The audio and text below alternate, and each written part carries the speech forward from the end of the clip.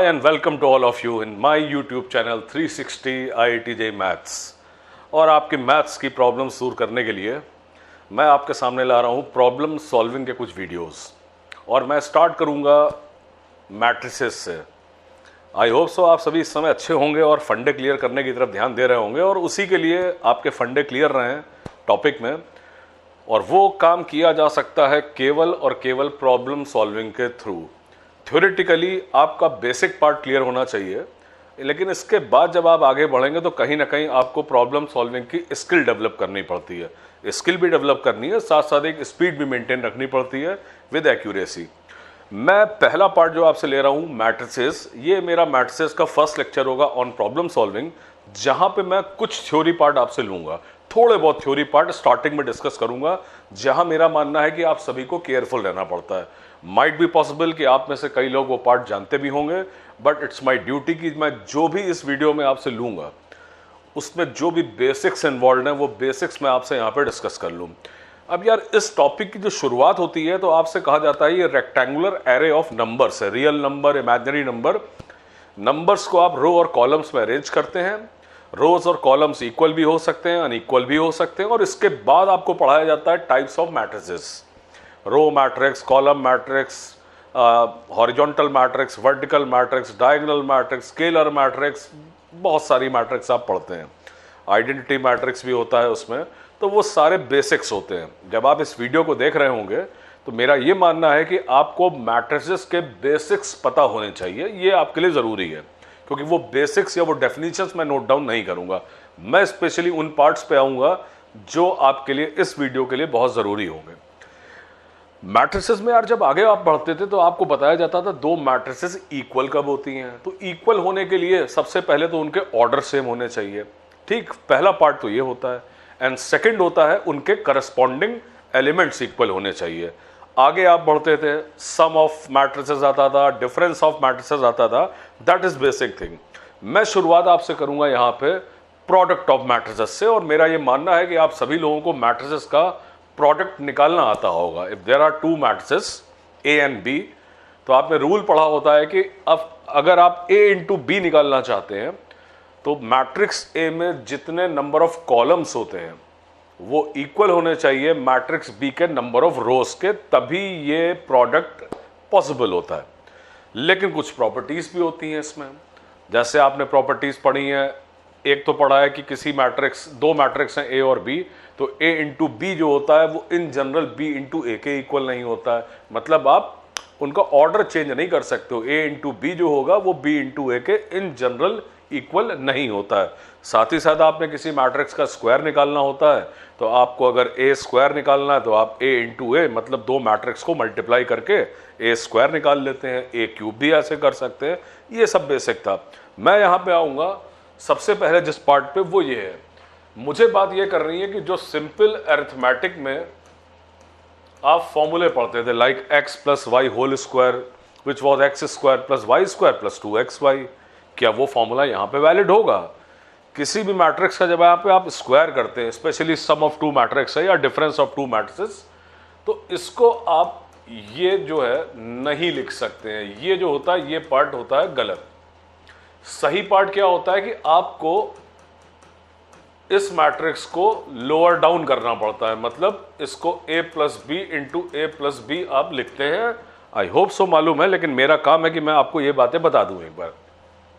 अब अगर इसे मैं मल्टीप्लाई करूंगा तो मुझको मिलेगा A square A into A से, मुझको मिलेगा B square B into B से, एक ए इंटू बी से ए बी आएगा, बी इंटू ए से बी ए आएगा।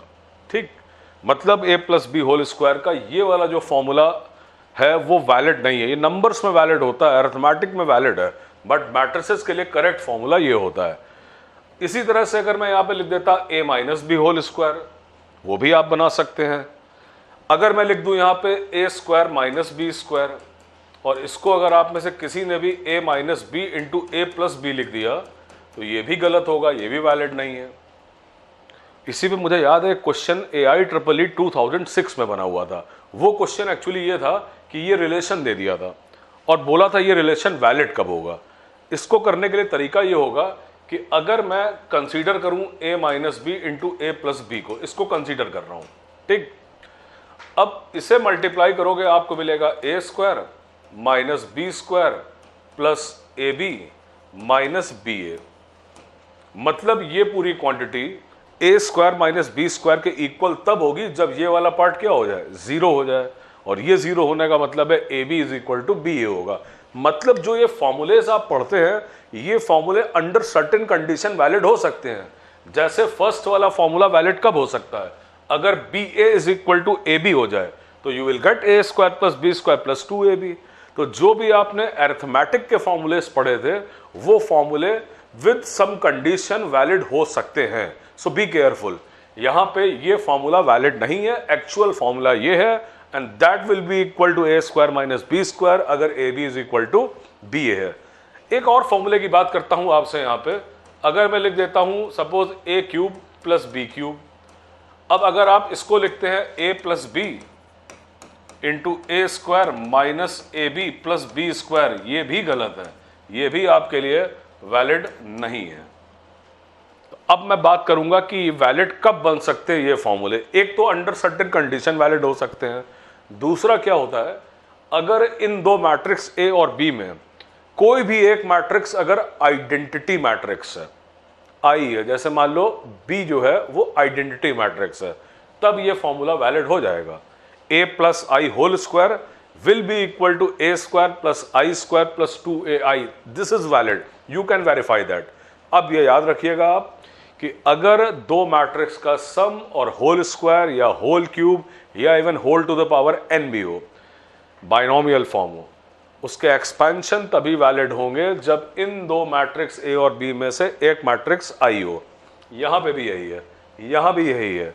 अगर एक मैट्रिक्स आई हो गई तो जो फॉर्मूला आपने पढ़ा था अरिथमेटिक में वो आप यूज कर सकते हैं। जैसे यहां पे अगर मैं लिखूं ए क्यूब प्लस आई क्यूब अगर लिख देता हूं तो मैं इसको लिख सकता हूं ए plus I into A square, यहां पे आएगा माइनस ए और प्लस आई स्क्वायर आएगा जिसको मैंने आई लिख दिया, दैट इज इक्वल टू आई।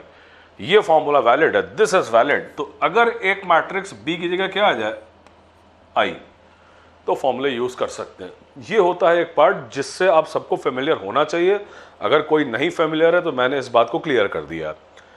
अब मैं आगे जब बढ़ूंगा तो मैं प्रोडक्ट ऑफ टू मैट्रिसेस पे ही रहूंगा और मैं एक चीज डिस्कशन पे ला रहा हूं कि दो मैट्रिसेस ए और बी का प्रोडक्ट अगर नल मैट्रिक्स है तो क्या मैट्रिक्स ए और मैट्रिक्स बी भी नल मैट्रिक्स होंगे। नंबर्स में क्या पढ़ा था आपने, x into y is equal to 0 है, क्या होता था, या तो x 0 होता था या y 0 होता था या x और y दोनों 0 होते थे। ऐसा तो नहीं होता था ना कि x और y दोनों ही 0 ना हो, किसी एक का तो 0 होना जरूरी था। लेकिन क्या होता है मैट्रिसेस में, तो आइए बढ़ते हैं आगे। और आपके सामने मैंने एक पार्ट यहां पे लिखा हुआ है, a इंटू बी है null matrix, does not necessarily imply that a is equal to null matrix और b is equal to null matrix और both is equal to null matrix. मतलब a into B is equal to null matrix तब भी आ सकता है जब a और b में से कोई भी मैट्रिक्स नल मैट्रिक्स ना हो, तब भी आ सकता है, नंबर्स में नहीं होता है। और मैंने एक एग्जांपल लिखा हुआ है, देखो यहाँ पे मैट्रिक्स a लिखा हुआ है, ये मैट्रिक्स जो आपको दिख रही है ये नल मैट्रिक्स तो नहीं है। नल मैट्रिक्स वो होती हैं जिसकी सारी एंट्रीज 0 होती हैं, ये नल मैट्रिक्स नहीं है क्योंकि यहाँ पे नॉन जीरो नंबर है, ये भी नल मैट्रिक्स नहीं है। अब अगर आप इन दोनों को मल्टीप्लाई करें, a इंटू बी निकालें, जो आपको निकालना आता होगा वो एक नल मैट्रिक्स आ जाएगा।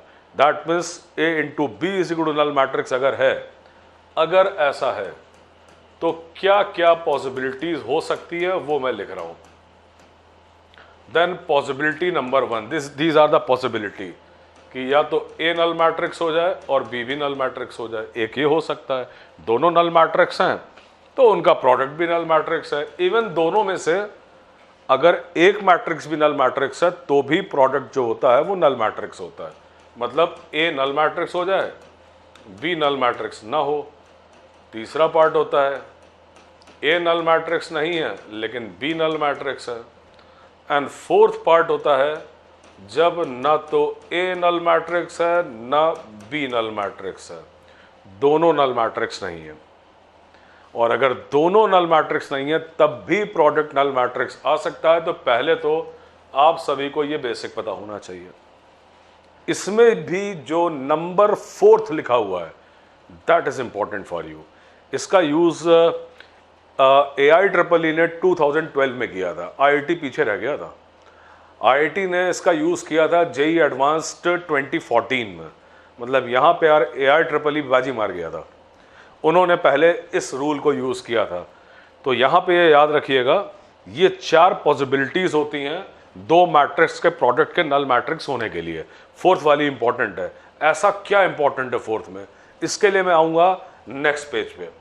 और नेक्स्ट पेज पे एक थ्योरम लिखी हुई है। ये थ्योरम जो है, इस थ्योरम को आप लोगों को याद रखना पड़ेगा। ये थ्योरम है जिसको जरूर से याद रखिए, इसको मैं डबल स्टार दे रहा हूं। If the product of 2 non zero square matrices is 0, दो है नॉन जीरो स्क्वायर मैट्रिक्स, एक A है और एक B है, और दोनों नॉन जीरो हैं। क्या लिखा है आगे, then both factors must be singular. Singular क्या होता है, एक स्क्वायर मैट्रिक्स को सिंगुलर मैट्रिक्स कहा जाता है अगर उसका डिटर्मिनेंट 0 है। किसी स्क्वायर मैट्रिक्स का अगर डिटर्मिनेंट 0 है तो आप कहते हैं वो मैट्रिक्स सिंगुलर है, और अगर डिटर्मिनेंट 0 नहीं है तो कहते हो नॉन सिंगुलर है। तो सिंगुलर मैट्रिक्स का डिटर्मिनेंट 0 होता है। अब क्या यहां पे लिखा है स्टेटमेंट, स्टेटमेंट ये लिखा है कि A इंटू B अगर ये 0 है, जिसमें से ये भी नल मैट्रिक्स नहीं है, ये भी नल मैट्रिक्स नहीं है, दोनों नहीं है नल मैट्रिक्स, लेकिन प्रोडक्ट नल मैट्रिक्स है, जो पीछे मैंने आपको पॉसिबिलिटी नंबर 4 बताया था। यहां पे ये लिखा है कि ऐसे केसेस में डिटर्मिनेंट A की वैल्यू 0 होगी और डिटर्मिनेंट B भी 0 होगा। तो जो भी यहां लैंग्वेज में लिखा है उसका मतलब ये है। तो ये यार आपको याद रखना है, इसको आप लोग नोट भी कर लेना, ठीक। A into B is a null matrix, जहां पे A और B दोनों नल मैट्रिक्स नहीं है तो उस केस में दोनों मैट्रिक्स सिंगुलर होती हैं, डिटर्मिनेंट 0 होते हैं।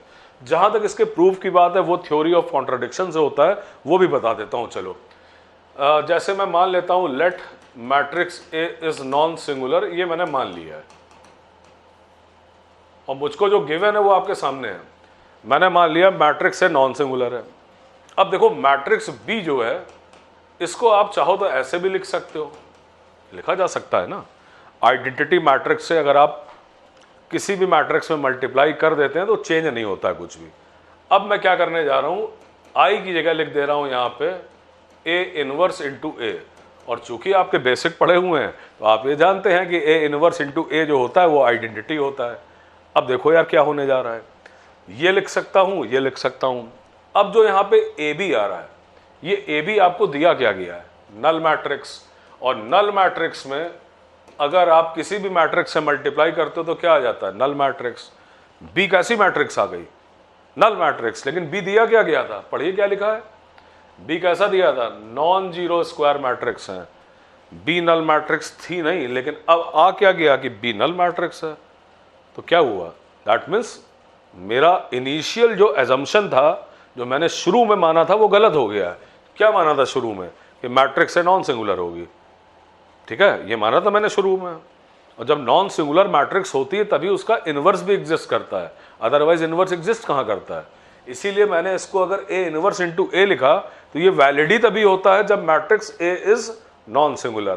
तो अगर नॉन सिंगुलर लिया, ऐसे लिखा, B आ गया नल मैट्रिक्स, जो यार हो ही नहीं सकता था, इनिशियल एजम्पशन गलत हो गया। इसका मतलब मैट्रिक्स है सिंगुलर होगी, मैट्रिक्स है सिंगुलर होगी मतलब डिटर्मिनेंट 0 होगा। इसी तरह से मैं दूसरा पार्ट कर सकता था कि डिटर्मिनेंट B भी 0 होगा, तब मैंने यहाँ पे A को नॉन सिंगुलर ना मान के B को नॉन सिंगुलर माना होता, और यहाँ लिखा होता A is equal to IN into A, और फिर यहाँ पे I को लिखा होता B इनवर्स इंटू B, तो वहाँ पे भी कॉन्ट्राडिक्शन आएगा। तो मैंने यार आपके फंडे क्लियर करने के लिए डिस्कशन कर लिया है।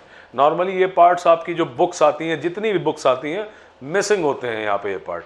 अब आप ये याद रखिए, मैं आपको कराता हूँ AIEEE 2012 का एक क्वेश्चन जो इस पे बेस्ड होगा, फिर आऊंगा एडवांस पे। ये क्वेश्चन है,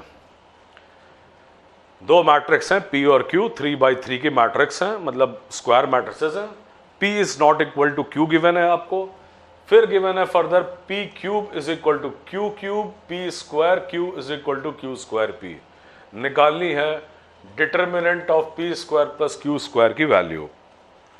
देखो थॉट ऐसे चलते हैं क्वेश्चन में, देखो मैं बता रहा हूं, सबसे पहले जो आपको गिवन है वो लिख दे रहा हूँ, p cube is equal to q cube given है, और सेकेंड गिवन है p square q is equal to q square p. ये दो रिलेशन आपको गिवन है। यहाँ पे आपके मन में ये आना चाहिए कि आप matrix P square plus q square कहाँ से लाओगे।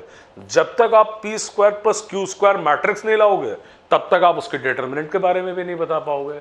आपको ये सोचना है, ये आपकी टेस्टिंग है कि how to find p square plus q square from these two relations. और ये काम यहाँ पे होगा किस तरह से देखते हैं। यहाँ भी देखो यार, पी क्यूब है तो इसमें भी पी स्क्वायर आ रहा है, यहाँ भी पी स्क्वायर है, यहाँ भी क्यू स्क्वायर आएगा, क्यू क्यूब लिखा है ना, यहाँ भी क्यू स्क्वायर है।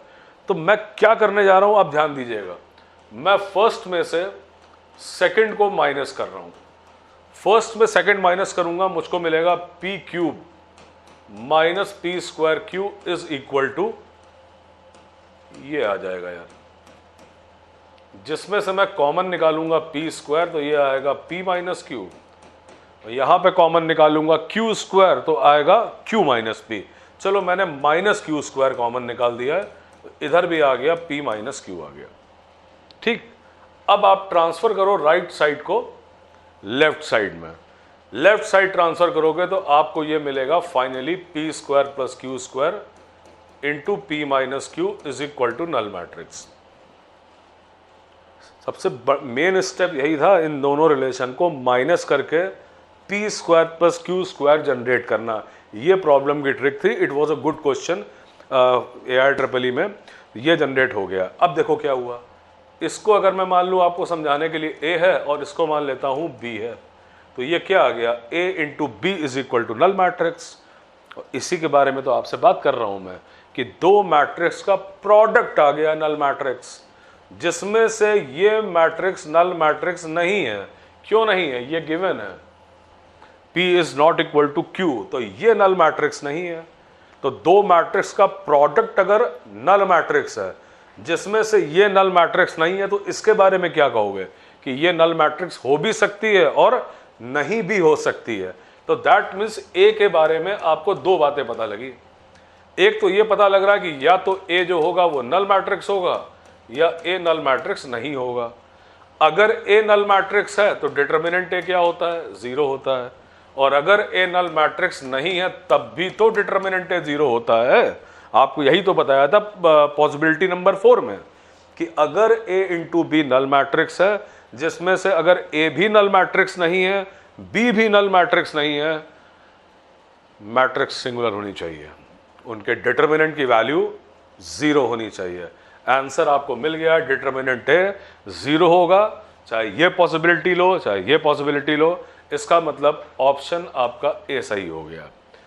देखा, तो यार बेस किस पे था, प्रोडक्ट ऑफ टू मैट्रिसेस पे बेस था। ये दो मैट्रिक्स के प्रोडक्ट निकालना that's not a big deal. आप सभी मल्टीप्लाई कर लेते होंगे दो मैट्रिक्स को, लेकिन अब आपको थोड़ा एक्यूरेटली चीज़ों को सीखना है कि दो मैट्रिक्स का प्रोडक्ट अगर नल मैट्रिक्स है तो क्या क्या पॉसिबिलिटीज हो सकती हैं। हो गया ना ये पार्ट। अब जहाँ पे मैंने कहा था कि यार आईआईटी पीछे छूट गया था, तो आते हैं उस क्वेश्चन पे भी। ये क्वेश्चन था जो आईआईटी में आया था 2014 में, और इसमें भी दो मैट्रिक्स की बात की गई है, M और N, दोनों के ऑर्डर सेम है 3/3, और फिर कुछ इंफॉर्मेशन यहाँ पे भी लिखी हुई है। फर्स्ट इंफॉर्मेशन यहाँ पे लिखी है Mn is equal to Nm, एक इंफॉर्मेशन ये है। नेक्स्ट इंफॉर्मेशन है M is not equal to N square, मतलब इसका ये भी मतलब हुआ कि M माइनस N स्क्वायर जो है ये नल मैट्रिक्स नहीं है। थर्ड लिखा हुआ है M square is equal to N to the power 4। मैं नंबरिंग कर देता हूँ, ये फर्स्ट, ये सेकंड और ये थर्ड आपको दिया गया है, और इसका मतलब हो गया M square minus N to the power 4 is equal to null matrix. These are the informations which are given, so I noted down these on informations. अब देखता हूं क्या निकालना है। पहले ऑप्शन में लिखा है डिटर्मिनेंट ऑफ, इसका डिटर्मिनेंट ये है M square plus Mn square. देखो सब जगह यही लिखा है, यहां भी यही लिखा है, यहां भी लिखा है, इधर भी लिखा है। मतलब यार ये क्वेश्चन आप कर तभी पाओगे जब आप इन रिलेशन से जनरेट करोगे m square plus M N square, आपको सोचना यही है कि ये m square plus M N square कहाँ से निकाला जाए इन तीन रिलेशन से। AI EEE में क्या हुआ था, रिलेशन थे, माइनस किया था तो p square plus q square generate हो गया था, हुआ था ना लास्ट क्वेश्चन में। यहाँ पे ये कहाँ से आएगा, या आप ये सोचो कि अगर मैं m को कॉमन निकाल लेता हूँ तो m प्लस एन स्क्वायर कहाँ से आएगा, ये आपके लिए इट्स अ बिग क्वेश्चन। अगर आप ये मैट्रिक्स निकाल ले गए तो उसमें केवल m से मल्टीप्लाई करने से आपको m square plus M N square मिल जाएगा। अब सोचना ये यार, ये कि m प्लस एन स्क्वायर कहाँ से आएगा। अब थोड़ी सी देखो क्या करने जा रहा हूँ चीज़ें।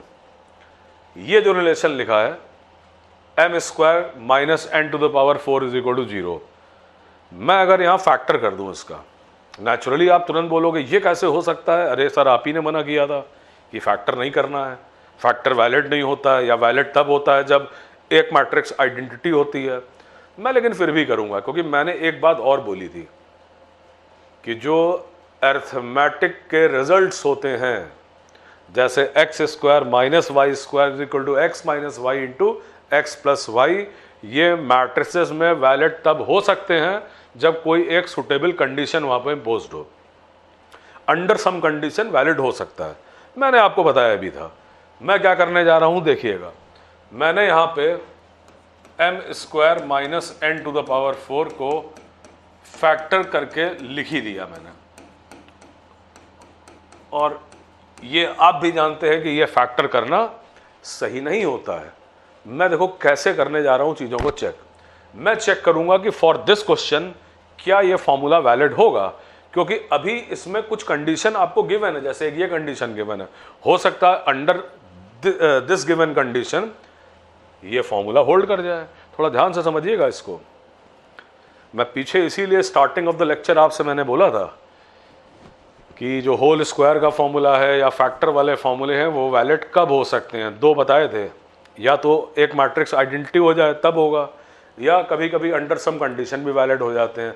जैसे AI EEE 2006 का क्वेश्चन बोला था आपसे, AB is equal to BA था जहाँ पे। यहाँ पे मैं चेक करूँगा, कैसे चेक करूँगा, इन दोनों को मल्टीप्लाई कर रहा हूँ, इनको मल्टीप्लाई करके मुझको मिलेगा m square plus M N square minus n square m minus n to the power 4, ये आएगा।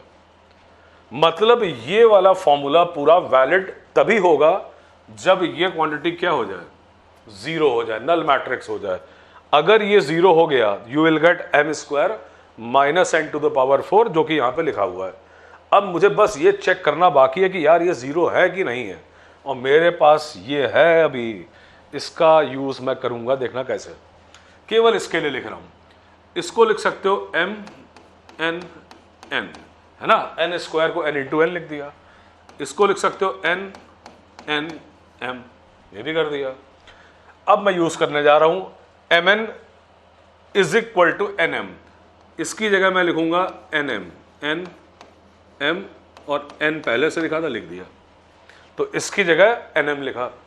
आइए यहाँ पे एन और एन एम लिखा हुआ है, इस एन एम को मैं पुट कर दूंगा एम एन, और आप देखो दोनों सेम आ गए हैं, एन एम एन, यहाँ भी एन एम एन और बीच में माइनस, तो ये आ गया नल मैट्रिक्स। इसका मतलब ये हुआ कि इन दिस क्वेश्चन ये मेरा जो मैंने फॉर्मूला लिखा है ये वैलिड हो गया है, क्योंकि in this question under this condition ये वाला टर्म यहाँ पे कैंसिल आउट हो जा रहा है। So m minus n square into m plus n square is basically m square minus n to the power 4। तो यहाँ पे मेरा इसे फैक्टर करके लिखना वैलिड था। अब आऊँगा क्वेश्चन पूरा कैसे होगा। यहाँ तक तो आ गए आप लोग, तो मुझको लगता है कि यहाँ का पार्ट मैं कुछ हटाना चाहूँगा। यहाँ से मैं ये गिवन कंडीशन हटाऊंगा, इतनी कंडीशन मैं यहाँ से हटा रहा हूँ, ये पार्ट मैंने हटाया यहाँ से। चलिए अब आइए इसी पे वापस, m square minus n to the power 4 is equal to null matrix है ना, m square minus n to the power 4 is equal to null matrix. तो अगला पार्ट मैं यहाँ पे लिख रहा हूँ, m square minus n to the power 4 is equal to null matrix. इसका मैंने फैक्टर कर दिया, m minus n square into m plus n square is equal to null matrix, क्योंकि फैक्टर अब वैलिड है। इसको मैंने डिनोट कर दिया a, इसको डिनोट कर दिया b, और ये है product of two matrices a and b।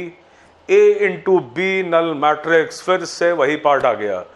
इसमें ये वाला पार्ट नल मैट्रिक्स नहीं है। क्यों नहीं है? ऊपर ये लिखा है देखो, m is not equal to n square, so m minus n square null matrix नहीं है। अब ये नल मैट्रिक्स नहीं है तो इसके बारे में क्या कहोगे? ये या तो नल मैट्रिक्स होगा या नहीं होगा, and in both the cases determinant b क्या आएगा? 0 आएगा। तो यहां से आपको मिल जाएगा determinant of b is equal to 0, और b का मतलब आ गया determinant of m plus n square is equal to 0।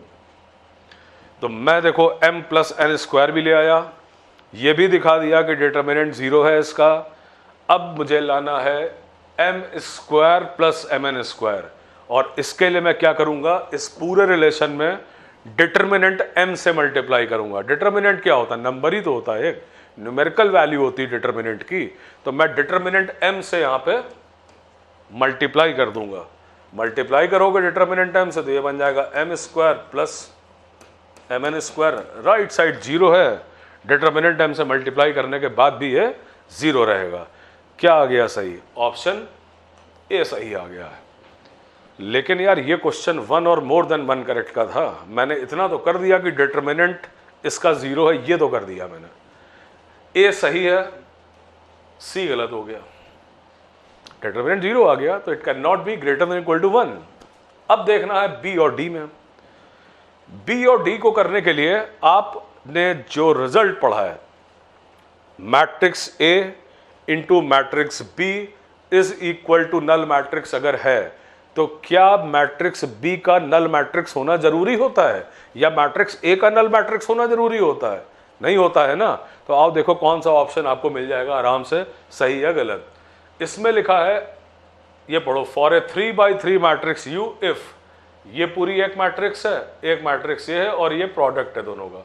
ठीक है, ये दोनों का प्रोडक्ट हो गया। दो मैट्रिक्स का प्रोडक्ट अगर 0 मैट्रिक्स है, नल मैट्रिक्स है, तो क्या दूसरी मैट्रिक्स का 0 मैट्रिक्स होना जरूरी होता है? नहीं होता है ना। इसका मतलब ऑप्शन डी गलत है। हो गया गलत। ऑप्शन बी सही है, लेकिन option b is totally correct, this is correct. ऐसी दो मैट्रिक्स का प्रोडक्ट अगर नल मैट्रिक्स है तो उसमें से जो दूसरी मैट्रिक्स है वो नल मैट्रिक्स हो तो सकती ही है, ये तो नहीं कहोगे कि हो ही नहीं सकती है। वही लिखा है, there is a 3x3 non zero matrix, in fact non null matrix you such that this is the zero matrix. तो ऐसी कोई मैट्रिक्स यू तो हो ही सकती है non zero matrix such that दो मैट्रिक्स का प्रोडक्ट नल मैट्रिक्स आ जाए। यही तो आपने पढ़ी थी पॉसिबिलिटीज कि दो मैट्रिक्स का प्रोडक्ट अगर नल मैट्रिक्स है तो उनमें से कोई भी मैट्रिक्स नॉन जीरो मैट्रिक्स तो हो ही सकती है, दैट इज द पॉसिबिलिटी। ये था यार क्वेश्चन जो आईआईटी ने दिया था, और आपके लिए मैं कहूँगा मैंने ये क्वेश्चन बेसिकली आपके लिए ए पार्ट के लिए लिया है, ऑप्शन ए के लिए लिया था। ठीक है, तो यहाँ तक का तो पार्ट यार आपका हो गया प्रोडक्ट ऑफ मैट्रिसेस पे बेस और जो रिजल्ट था। अब मैं आता हूँ इसके बाद आगे के पार्ट पे। अब नेक्स्ट आपसे ले रहा हूँ ऑर्थोगोनल मैट्रिक्स। अच्छा, ऑर्थोगोनल मैट्रिक्स से पहले आप सभी लोगों ने पढ़ा होगा ट्रांसपोज ऑफ ए मैट्रिक्स। रो को कॉलम में चेंज कर देना, उससे आपको एक मैट्रिक्स का ट्रांसपोज मिल जाता है। ऑर्थोगोनल मैट्रिक्स के लिए आप लोगों ने डेफिनेशन पढ़ी होगी, ये वाली डेफिनेशन होगी A into A transpose is equal to I is equal to A transpose into A. ये डेफिनेशन आपने पढ़ी होगी फॉर ऑर्थोगोनल मैट्रिक्स। कुछ बुक्स ऐसी भी हैं जो केवल इनमें से एक ही पार्ट लिखती हैं, that is a transpose into A is equal to I, but I will suggest कि ये पूरा पार्ट होता है फॉर ऑर्थोगोनल मैट्रिक्स। अब यार एक क्वेश्चन मैंने लिखा, which of the following is an orthogonal matrix. तो ऑब्वियस सी बात है कि आपको सारे ऑप्शन चेक करने पड़ेंगे।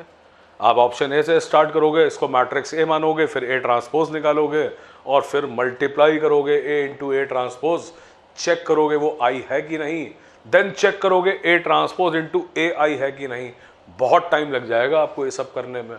मैं आपको बताने जा रहा हूँ कुछ शॉर्ट तरीका, लेकिन इसके लिए आपको थोड़ी सी थ्योरी पढ़नी पड़ेगी। तभी आप इस क्वेश्चन को बहुत जल्दी कर पाएंगे। क्योंकि अगर मैं एक एक ऑप्शन चेक करूंगा तो अगर मेरी किस्मत अच्छी हुई तो शायद मुझको ए ही ऑप्शन सही मिल जाएगा, मेरा टाइम उतना स्पेंड नहीं होगा। लेकिन मान लो ऑप्शन ए गलत हुआ तो ऑप्शन बी चेक करोगे, सी चेक करोगे, बहुत टाइम लगेगा। तो क्या है वो शॉर्ट तरीका, आइए देखते हैं। मैं आपको एक डेफिनेशन और दे रहा हूं यहां पे। आप लोगों ने डेफिनेटली वेक्टर्स में ऑर्थोगोनल वेक्टर्स पढ़े होंगे और यूनिट वेक्टर्स पढ़े होंगे। ऑर्थोगोनल वेक्टर्स, दो वेक्टर ए और बी ऑर्थोगोनल होते हैं अगर उनका डॉट प्रोडक्ट 0 होता है। मतलब अगर दो वेक्टर परपेंडिकुलर हैं तो उन वेक्टर्स को आप कहते हैं वो ऑर्थोगोनल वेक्टर्स हैं। और यूनिट वेक्टर तो खैर आप जानते ही हैं। मैं आपको एक स्टेटमेंट दे रहा हूं यहां पे, और वो ये है, मान लो मैं लिख रहा हूं यहां पे A into A transpose is equal to I लिख रहा हूं। अब थोड़ी सी थ्योरी पढ़ लीजिए आप, फिर रूल्स बनेंगे। मैं सिंपली आपको याद भी करा सकता हूं, लेकिन यार फंडे क्लियर करके आगे बढ़ना है अपने को। A इंटू ए ट्रांसपोज आई है। मैंने मान लो मैट्रिक्स ए को लिया, ये A1 B1 C1, ये मैंने मैट्रिक्स ए के एलिमेंट लिख दिए हैं। अब मैं लिखूंगा ए ट्रांसपोज, तो मैंने रो को चेंज किया कॉलम में।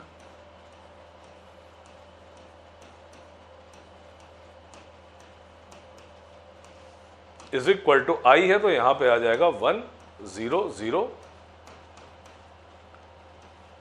आपको यह काम ना करना पड़े इसलिए बेहतर है ये काम मैं अभी करके आपको दिखा दूं। अब आप जब दोनों को मल्टीप्लाई करोगे देखना क्या मिलेगा। यहां पे लिखा है 1, आप इन दोनों मैट्रिक्स को मल्टीप्लाई करोगे तो यहां का फर्स्ट रो R1 को आप C1 से मल्टीप्लाई करोगे सेकंड मैट्रिक्स के, आपको मिलेगा A1 square plus B1 square plus C1 square is equal to 1। मतलब आपको मिलेगा ये A1 square plus B1 square plus C1 square is equal to 1। इसी तरह से जब आप सेकंड रो को सेकंड कॉलम से मल्टीप्लाई करोगे तो आपको वो भी 1 मिलेगा, और वो आएगा A2 square plus B2 square plus C2 square is equal to 1। And similarly you will get this relation. एक तो ये पार्ट मिलेगा। अब देखो इसको मैं वेक्टर के टर्म में बता दूं। अगर A into A transpose is equal to I है तो आपको ये तीन रिलेशन तो मिल ही रहे हैं। मैट्रिक्स ये है A ट्रांसपोज और ये है A, इसको मैंने लिखा A और ये A ट्रांसपोज। आइए मैट्रिक्स A पे, इसका क्या मतलब है? इसका मतलब है कि जो फर्स्ट रो यहां पे लिखी है A1 B1 C1, अगर मैं इससे एक वेक्टर बना लूं A1 I cap plus B1 J cap plus C1 K cap और कहूं उसका मॉडुलस निकालूं, मॉडुलस क्या आएगा? A1 square plus B1 square plus C1 square, और वो किसके बराबर है यहां पे? 1। इसका मतलब अगर A into A transpose is equal to I है तो जो मैट्रिक्स A होती है उसके फर्स्ट रो में जो वेक्टर है वो एक यूनिट वेक्टर होना चाहिए, सेकंड रो में जो लिखा है वो भी यूनिट वेक्टर होना चाहिए, थर्ड रो में जो लिखा है वो भी एक यूनिट वेक्टर होना चाहिए। कब? जब A into A transpose is equal to I है। तो आप इतना काम नहीं करोगे यहां पे पूरा कि चेक करोगे कि कौन सी मैट्रिक्स ऑर्थोगोनल, कौन सी मैट्रिक्स ऑर्थोगोनल है। आप केवल ये चेक करना कि जो मैट्रिक्स यहां पे लिखी हैं क्या इसमें रोज में यूनिट वेक्टर है। पहली चीज, रोज में क्या चेक करना होगा? Unit vector. सेकंड क्या चेक करोगे? देखो सेकंड के लिए यहां के फर्स्ट रो को अगर मैंने यहां के सेकंड कॉलम से मल्टीप्लाई किया होता तो क्या मिलता? आपको मिलता ये A1 A2 plus B1 B2 plus C1 C2 is equal to 0। इसी तरह से आपने अगर यहाँ पे फर्स्ट रो को थर्ड कॉलम से मल्टीप्लाई किया होता तो आपको मिलता A1 A3 plus B1 B3 plus C1 C3 is equal to 0, ये मिला होता। इसी तरह से और भी रिलेशन आएंगे, मैं वो सारे नहीं लिख रहा हूँ। तो आपने क्या किया? फर्स्ट रो को सेकंड कॉलम से मल्टीप्लाई किया तो वो इसके बराबर होना चाहिए, इससे ये रिलेशन आया, और फर्स्ट रो को थर्ड कॉलम से मल्टीप्लाई किया उससे ये रिलेशन आया। अब इसको फिर से वेक्टर के टर्म में समझो। A1 into A2 plus B1 into B2 plus C1 into C2 0 है। इसका यह मतलब हुआ कि ये एक वेक्टर है, ये एक दूसरा वेक्टर है, इन दोनों का डॉट निकालो आप, dot product, that will B A1 into A2 plus B1 into B2 plus C1 into C2, और किसके बराबर है? 0 के बराबर है। इसका यह क्या मतलब हुआ कि फर्स्ट रो का वेक्टर सेकंड रो के वेक्टर का डॉट 0 है, मतलब ये वेक्टर ऑर्थोगोनल वेक्टर है। अब रूल निकल के आ रहा है आपके सामने। अगर A इंटू ए ट्रांसपोज आई है, अगर ऐसा है तो जो रोज हैं, ध्यान रखना मैं रोज बोल रहा हूं ना कि मैं कॉलम बोल रहा हूं आपसे, रोज में जो वेक्टर हैं वो यूनिट वेक्टर होने चाहिए, साथ ही वो ऑर्थोगोनल वेक्टर्स होने चाहिए। इनके लिए एक वर्ड आता है ऑर्थोनॉर्मल वेक्टर्स। ऑर्थोनॉर्मल वेक्टर्स वो वेक्टर्स होते हैं जो ऑर्थोगोनल भी होते हैं और यूनिट वेक्टर भी होते हैं। अब मैं रूल लिखूंगा आपको, मैंने इतना पार्ट यहां पे समझा दिया आपको, अब मैं एक शेप दे रहा हूं इसको रिजल्ट का। तो जहां तक बात है फंडे की, तो फंडे तो यार मैंने क्लियर करने की कोशिश आपको कर दी है, और मैं इसे भी यहां से बिल्कुल हटाना अब चाहूंगा। और अब मैं लिख रहा हूं अपना स्टेटमेंट। वो स्टेटमेंट ये है, अगर A into A transpose is equal to I है, अगर ऐसा है, then rows of matrix A should be orthonormal. Orthonormal orthonormal vectors क्या होते हैं? ऑर्थोगोनल प्लस यूनिट, बस इतना लिख रहा हूं मैं, ये होना चाहिए। और अगर होता है A transpose into A is equal to I, ठीक है, then columns of A should be orthonormal vectors. अगर आप ये याद रखेंगे तो ऐसे क्वेश्चन आप तुरंत कर लेंगे, बहुत जल्दी हो जाएंगे। बस अब क्लियर रखना, अगर एक मैट्रिक्स ऑर्थोगोनल होनी है तो उसके रोज और उसके कॉलम्स दोनों ऑर्थोनॉर्मल वेक्टर्स होंगे। दोनों क्यों होंगे? क्योंकि A इंटू ए ट्रांसपोज भी आई होता है ऑर्थोगोनल में, और A ट्रांसपोज इंटू ए भी आई होता है। तो अगर A इंटू ए ट्रांसपोज आई है तो रोज होते हैं ऑर्थोनॉर्मल वेक्टर, और अगर A ट्रांसपोज इंटू ए है आई तो कॉलम्स होते हैं यार ऑर्थोनॉर्मल। अब मैं कर सकता हूं क्वेश्चन, बहुत जल्दी कर सकता हूं।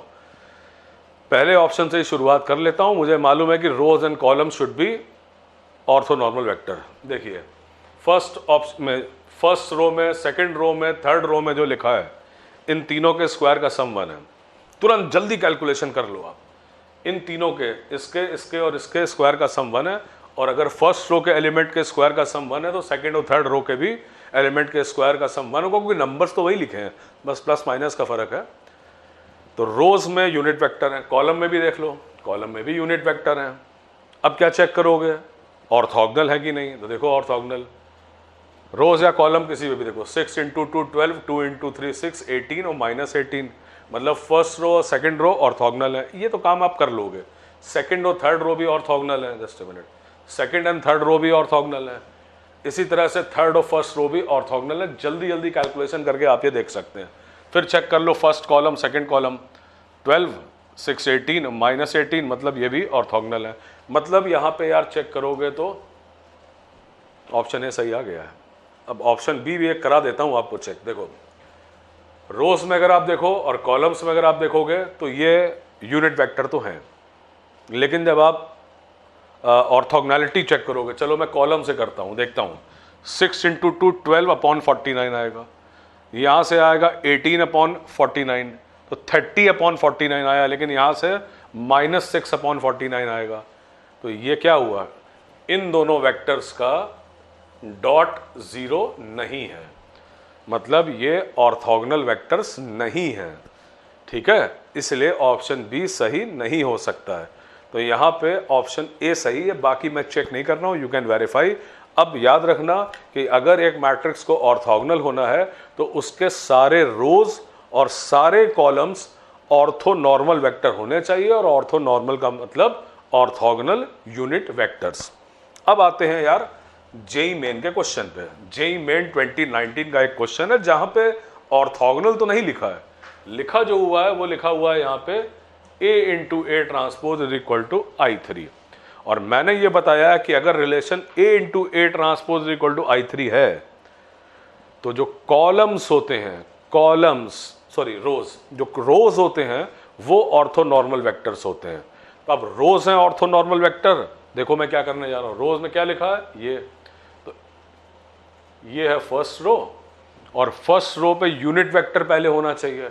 यूनिट वेक्टर है तो उसका मॉडुलस निकालोगे और वो 1 के बराबर करोगे, एक रिलेशन ही आएगा। सेकेंड रो पे भी यूनिट वेक्टर करोगे तो p square plus q square plus r square is equal to 1 आएगा। थर्ड रो मुझे लिखने की जरूरत नहीं क्योंकि सेम आएगा, यही रिलेशन आएगा। अब चेक करोगे ऑर्थोगोनैलिटी, दो बातें हैं, एक है यूनिट वेक्टर होने चाहिए रोज में एंड सेकंड रो के वेक्टर ऑर्थोगोनल होने चाहिए। अब देखो ऑर्थोगोनल के लिए p इंटू 0 0, यहाँ से आएगा 2q स्क्वायर और इससे आएगा minus r square is equal to 0 होना चाहिए। बस यार इतने रिलेशन बहुत है मुझे, मेरे लिए p की वैल्यू निकालने के लिए।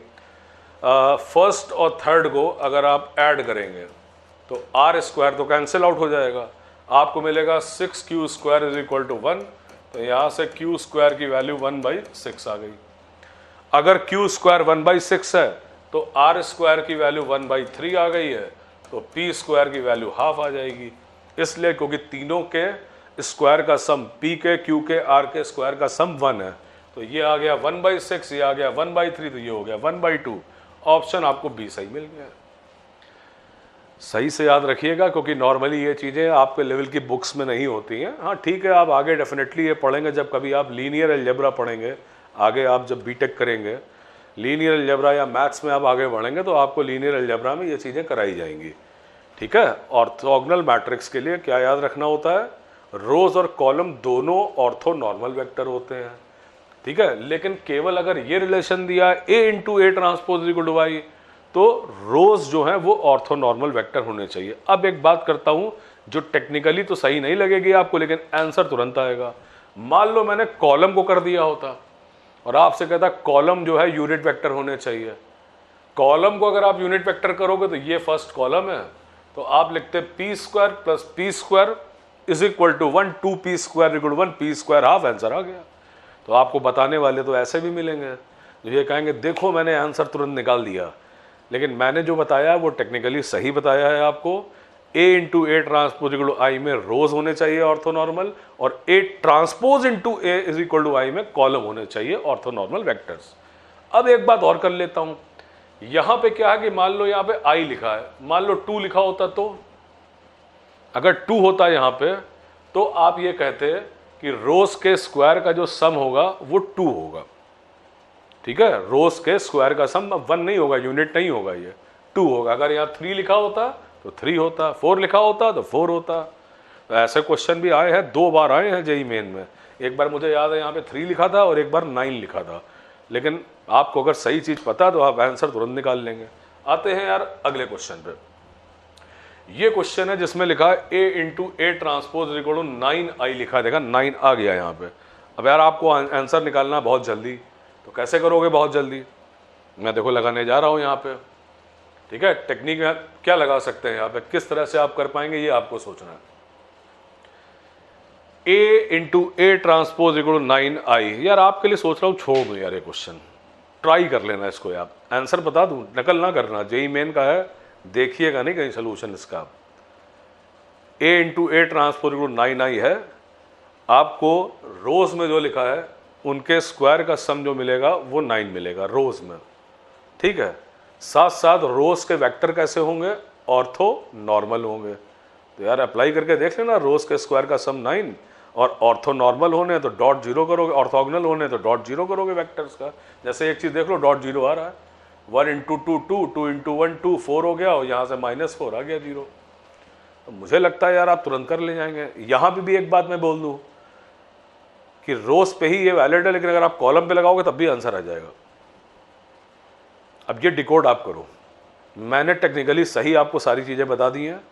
ये क्वेश्चन आप कर लेना, रोज ऑर्थोनॉर्मल वेक्टर होंगे, ऑर्थोनॉर्मल नहीं कहना चाहिए मुझे, रोज ऑर्थोगोनल वेक्टर होंगे, साथ साथ रोज के जो एलिमेंट है उनके स्क्वायर का सम 9 होगा, अब 1 नहीं होगा।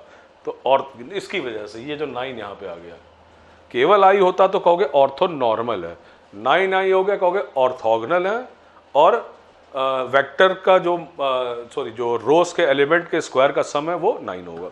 ये आप कर लेना, आंसर इसका ये है। तो यार इस वीडियो में सोच रहा हूँ इतना ही लूँ, क्योंकि मैं 2-3 वीडियो ऐसे आपसे लूँगा मैट्रिसेस के प्रॉब्लम सॉल्विंग के, छोटे छोटे वीडियो के साथ आता हूँ आपके सामने। ये क्वेश्चन आप पूरा कर लेना। मैंने कोशिश करी है उन 2 चीज़ों को टच करने की जिन पे स्टूडेंट्स थोड़े हेल्पलेस फील करते हैं। एक तो प्रोडक्ट ऑफ मैट्रिसेस में जब वो नल मैट्रिक्स होता है तो एक्चुअल क्या रूल होता है, and second thing orthogonal matrix की डेफिनेशन तो सारी बुक्स में लिखी है, बट बेहतर होगा कि अगर वहाँ पे आई ना हो कि 2i 3i 9i हो तो कैसे करोगे और जल्दी कैसे करोगे। तो याद रखिएगा इस पार्ट को। अभी आई थिंक मैं आपसे इतना ही ले रहा हूँ, मैं आपसे फिर मिलूंगा नेक्स्ट वीडियो में, जल्दी ही आऊँगा आपके सामने। Bye bye.